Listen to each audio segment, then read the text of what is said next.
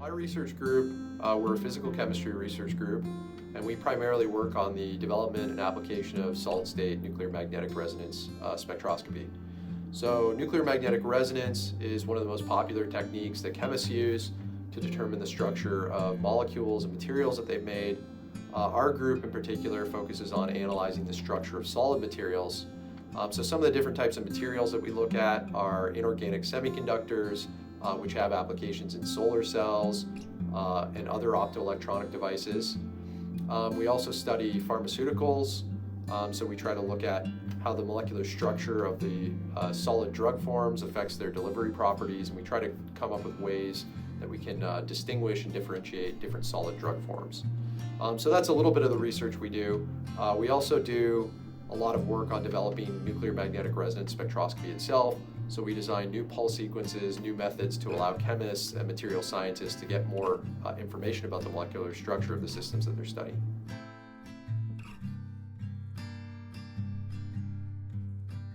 Most of the work that my students do is done on NMR spectroscopy, so they learn how to operate the NMR spectrometers, they learn how to code and design pulse sequences.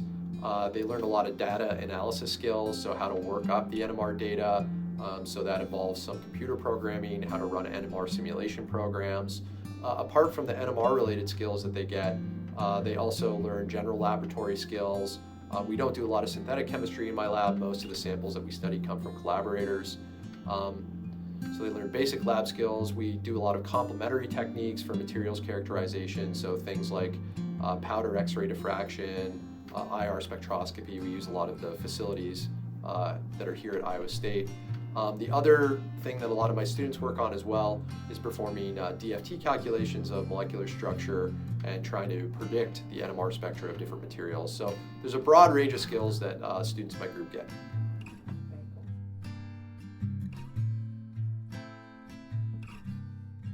Our research is highly collaborative, so we really don't make a lot of molecules and materials ourselves. We like to work with different research groups that are making kind of cutting-edge molecules and materials that address different problems. So within the department, we collaborate with a lot of groups. We have a very strong ongoing collaboration with Dr. Javier Vela's group. Javier Vela is an inorganic materials chemist who specializes in synthesizing nanomaterials. So his group often provides a lot of the nanomaterials for us to run NMR experiments on. We have a lot of external collaborators, so we've worked with research groups from all over the United States and the rest of the world. We currently have some collaborations with some research groups in Germany, at University of Wisconsin-Madison, University of Southern California. So we have lots of different collaborators, people who send us materials or catalysts that they want us to study by solid-state NMR.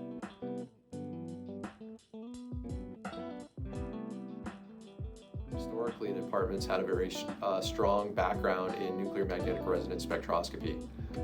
So in the chemistry department, there was Bernie Gerstein. He worked on the development of solid-state nuclear magnetic resonance, and he was also an ISU chemistry faculty member and affiliated to the U.S. Department of Energy Ames Lab.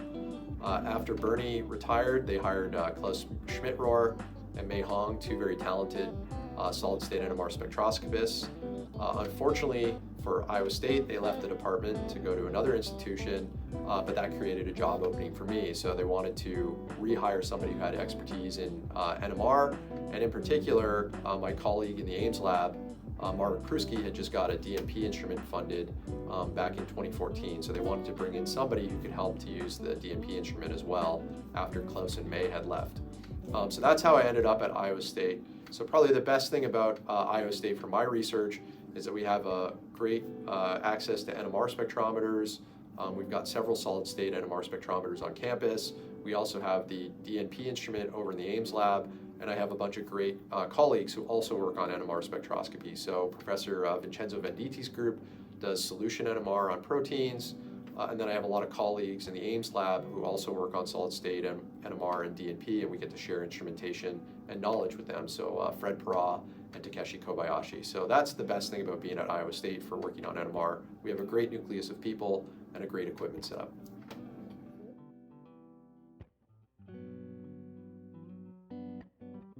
Since I've started at Iowa State University back in 2015, I've now graduated 3 PhD students. although the last one just graduated a couple days ago. So my first graduate student, Michael Hanrahan, he did a really excellent PhD, and he's actually moved onto a job where he uses the NMR skills that he learned in my group. So he now works at a company that runs solid-state NMR spectroscopy on pharmaceuticals. They're a fee-for-service company, so he really gets to use his skills that he learned in his PhD on a daily basis. My other student, or the second student from my lab who graduated, was Dr. Amrit Venkatesh. So he's now at the École Polytechnique Fédérale de Lausanne in Lausanne, Switzerland, where he's a Marie Curie postdoctoral fellow. So Marie Curie fellowships are very prestigious, and they help support postdoc research. So Amrit's still trying to figure out what his next career step's going to be, but for now he's having a lot of fun doing research in Switzerland. And my third student, Scott Carnahan, who just graduated a couple days ago, has a teaching position lined up to teach at a primary undergraduate institution. So that's what some of the students in the group have gone on to do. I've also had a couple postdoctoral fellows who've been through the group. So one of them has gone on to a job in the pharmaceutical industry. So he also works on using NMR to study pharmaceuticals and characterize solid dosage forms. Another postdoc took up a position at a company in Germany that actually makes coils for magnetic resonance imaging. So again, it's kind of an NMR related discipline. And a third postdoc is still working in research in academia.